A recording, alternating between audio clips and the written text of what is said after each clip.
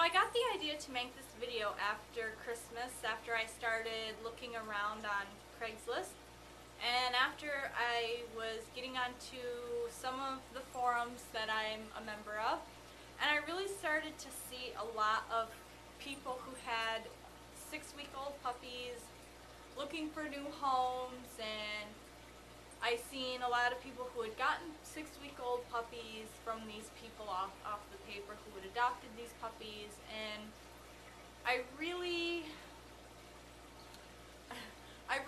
do kind of get tired of trying to educate people on why it's so important to wait until the puppy is 8 weeks as opposed to 6 weeks. And the problem I found is that a lot of people don't fully understand it.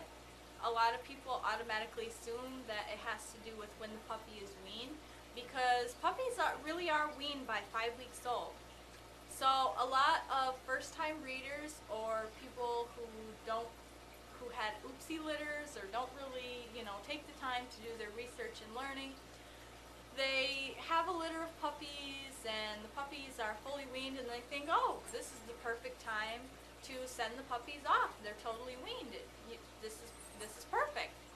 And they will tell new owners, well, the puppy's 6 weeks, so he's going to bond to you better.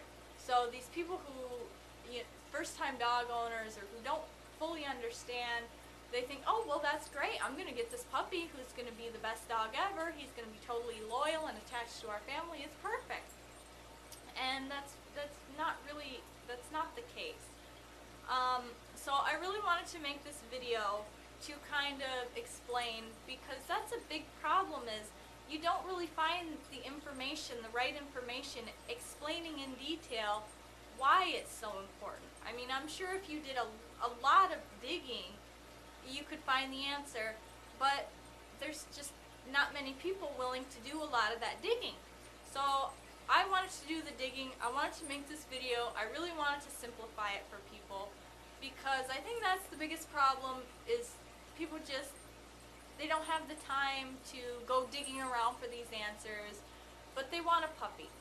So I really wanted to make this video to kind of help people out to better understand why it's so important to wait until 8 weeks. Or if you get a puppy from a good breeder, because a lot of good breeders who do their research, who know what they're doing and really put a lot of time and effort into their puppies, a lot of times they don't even let their puppies go until they're 10 to 12 weeks old. So I wanted to explain to you, and I know what I like to call the default answer, which is what most people give because they don't have any other ideas, is a lot of people will say, well, the puppy still has a lot to learn from its mom. Which this is true, but if you're like me, you're not satisfied with the answer, you want to know what. What does the puppy still have to learn from its mother? What is so important that the puppy still needs to learn from its mom that it can't learn from people or other adult dogs, or, just other strange puppies? People think, well, I'm going to take him to PetSmart and I'm going to take him here and here and here, but there is a reason why, and I am going to explain that. So one that is really big that I'm sure about 50% of dog owners really understand is bite inhibition. What bite inhibition means is a puppy who is capable of controlling their bite strength, how hard they bite. Some puppies, when they're young, they are just like babies. They can't control it. As they get older, they're better able to control it. But it also helps if they have mom and siblings there to teach them how to control it. We can try, as humans, we can try to teach them, and for the most part we do a pretty good job, but we can't teach it as well as other dogs can, and especially other puppies who are the same age, because adult dogs or older dogs, even a dog that is 2 months older, 3 months older, they have a little bit tougher skin, and a lot of times they can take a little bit tougher of a bite than what, say, a 6-week-old puppy can dish out. So a puppy with his litter mates, they're pretty much evened out as far as how hard they can bite each other and how much pain they can inflict. So bite inhibition is a big one. If you have kids or if you don't have the time to spend hour upon hour upon hour teaching your puppy bite inhibition, it's really best if you wait to get the puppy until he's older. So bite inhibition is very, very big because a puppy who doesn't have good bite inhibition can break skin, can cause bruising, and it's not that he means to, and it's not that he's being aggressive, it's just he doesn't understand. He was never fully taught how to control his bite. And sometimes you can actually get that with breeders who favor a puppy, and breeders who say they have a runty puppy, that's their favorite, and they worry about him with the other litter mates, and they say, oh, he's going to get hurt, and then they take him away from the other litter mates and coddle it, and he doesn't get to interact socially with his siblings, and he can have bad bite inhibition. Or a lot of breeders worry about what they call a singleton puppy, which is a litter that had just a single puppy in the litter, because that puppy also, even though it has mom there, like I said, older dogs really do have a little bit tougher skin. So it's really important. Bite inhibition is very, very important. The other one, well, there's actually 4 things that I want to really talk about. So the other one is focus. A lot of people, this is one of those things that a lot of people might not notice unless they've really had to deal with a puppy who was taken from its mom at 6 weeks and a puppy who was taken from its mom at 10 to 12 weeks. They really don't see that until they have to deal with that and then think, oh my gosh, what was I doing? This is so much better having this puppy that was taken from its mom at 10 weeks as opposed to this puppy who was taken at 6 weeks. And by focus, what I mean is a puppy that is capable of paying attention for longer periods. When they're kept with their mother and their siblings, they really do have a better attention span. And the reason is because they have to. Because with dogs, body language and facial signals and all of those things are a very big part of how they communicate. In fact, that's the only way they can communicate as far as, being vocal and stuff. They can't talk like us, so they really have to pay attention to their siblings' signals and their mom's signals. And so a puppy that's taken from his mom and his siblings and put into a world of humans, he doesn't get to learn that intense focus or those good skills of focusing as he would when he's with his mom. And that's very important when you're trying to teach even basic obedience or even basic manners. Because if you have a puppy that can't pay attention to you for longer than 2 seconds, how are you supposed to teach him anything? So when you start trying to work with a puppy that has no focusing skills, it's very difficult because you have to not only teach him basic manners, but you're also having to teach him how to pay attention to you, which is something you do have to do to a certain point. But it's really much easier with a puppy who is a bit older when he's taken from his mom. The next one leads into self-control. And this is things like a puppy who is able to self-control how much he plays, how hard he plays, how intense he plays, how excited he gets. And those are really important, again, while you're teaching basic obedience and while you're teaching manners, because if you're trying to feed your puppy and he just keeps jumping up on you, knocking food out of your hands, it's very difficult, and you can get very frustrated. Puppies are very frustrating to begin with. Now, having to deal with one who basically seems like he needs to be on medication for ADHD, that's a lot tougher. So a puppy who is with his mother, again, this stems from the same thing as, when it's with his mom and his siblings. He needs to learn self-control, and the reason he needs to learn self-control early on with his mom and his siblings, because if he's trying to play with his mom too rough and she bites at him to make him stop, her way of making him stop, while it's not a serious injury, it's not fatal, it's not going to cause any serious damage, it's still not very pleasant. So that if he doesn't want to get bit or snapped at by his mom or his siblings, he has to learn to control himself. So this is very, very important because this is something that is just extremely difficult for humans to teach in puppies, and it takes a lot to teach a puppy self-control. And puppies need to learn self-control, again, already when you bring them into your home, but they only need to learn to a certain point because their mom and their siblings have already really set the ground rules and taught them, okay, you can only get excited to this point, and then we will stop you. So that is a very important thing for especially new dog owners, or if you have kids and you can't take 6 hours out of your day every day just to teach your puppy self-control.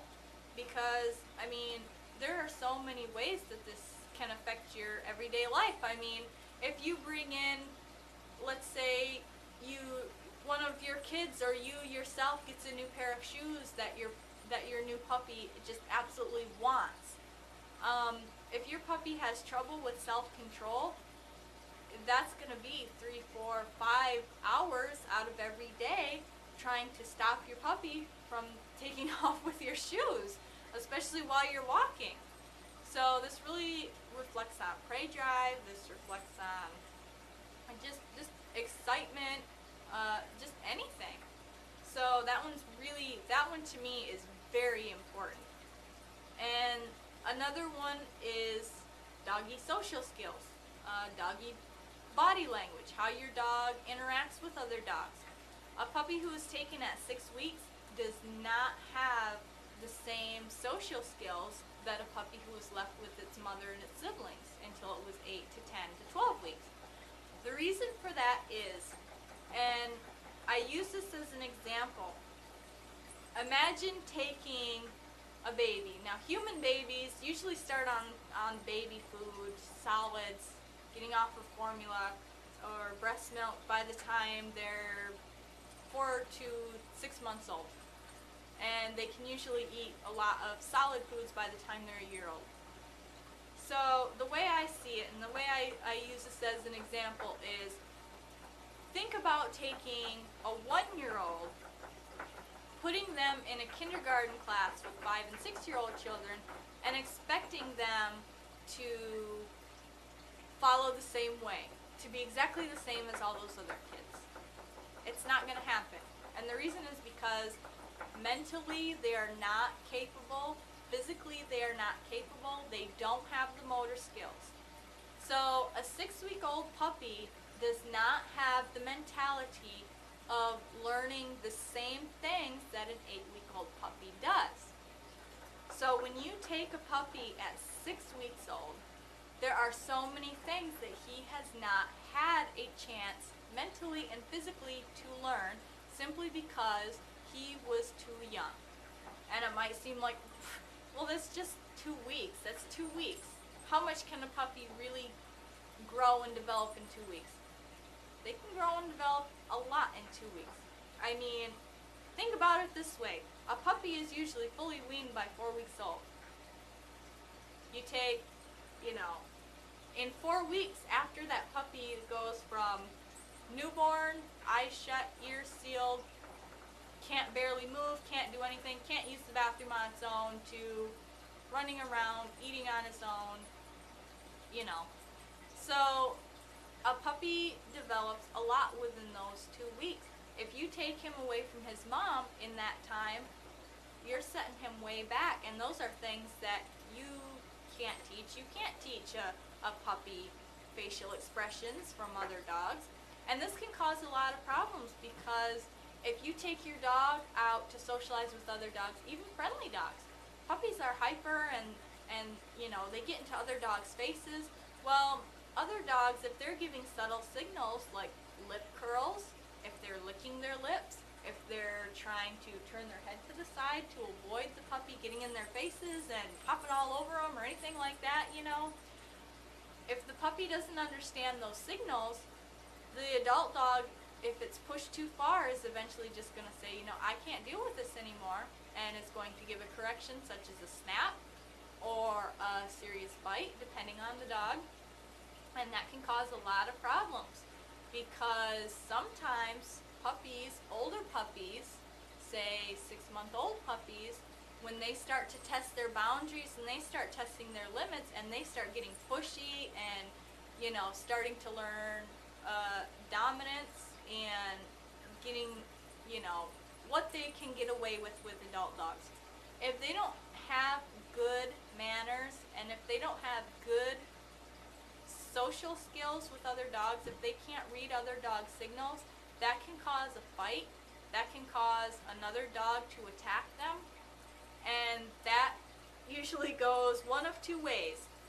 Either one, the puppy ends up severely nervous with anxiety around other dogs, or he ends up being very defensive, which means he starts fights from then on because he's very nervous around other dogs because he had no idea what set that dog off. He did not realize that what he was doing caused a dog fight, so he can become very defensive and attack dogs before they attack him.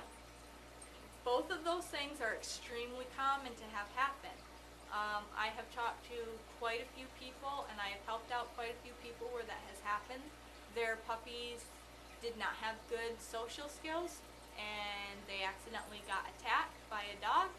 And from then on, it took years of working with them every day, you know, constantly, to show them, hey, it's okay, you don't have to be defensive, you don't have to be nervous, you don't have to guard your food, you don't have to guard your toys, you don't have to guard your people. So this is very important if you plan on socializing your puppy at all with other dogs, whether it be just going out into public areas around other dogs, on leash or off. If you plan on taking your puppy to PetSmart, if you plan on taking your puppy to other dogs' homes, because even the nicest and sweetest, friendliest dogs can be pushed to a point that they actually will bite or snap. And it's not them being aggressive, it's just them, it's the only way that they have to say, hey, I can't deal with this, I can't deal with you in my face, please give me some space. So that's something that I want people to understand. I want people to understand that it is so much better to just wait. Just, you know, I see a lot of the term backyard breeders where they will actually just try to get puppies out as soon as possible so they don't have to pay extra for shots, so they don't have to pay extra for a wormer, so they don't have to pay extra for food. And they try to give people all these really stupid answers like, well, the mom isn't taking care of them anymore, or the mom is aggressive towards the puppies now. No. It's very unlikely that a mother dog becomes really aggressive towards her puppies. Some mothers will start to guard food with their puppies, which is understandable. All you have to do is you separate mom and puppies during mealtime. To be honest, breeders should have been doing that anyways, otherwise mom will usually end up eating all the food and the puppies don't get any. But a lot of times mother dogs do become a little bit more intense. They do become a little bit more, they bite a little bit harder. They do become a little bit more intense toward correcting their puppies as the puppies get older. And the reason is just because the puppies are trying to learn. They're trying to learn their boundaries. Like I said, they're becoming mentally capable, better capable. Their motor skills are becoming better. They are becoming more aware of what's going on. They're testing their limits to see what can I get away with, just like kids will. So I really hope that this has helped anybody out who wanted the answers to know what the difference was, what the big deal was between buying a puppy or adopting a puppy between 6 weeks and 8 weeks. And don't buy into that old wives' tale about how a dog will be better bonded with you if you get it as early as possible. No. Trust me. Trust me. I've had dogs I've taken in, adult dogs, I've had puppies, I've had young adults, I've had old adults, and I can tell you that that's just a load. So Thanks for watching. I hope this helped.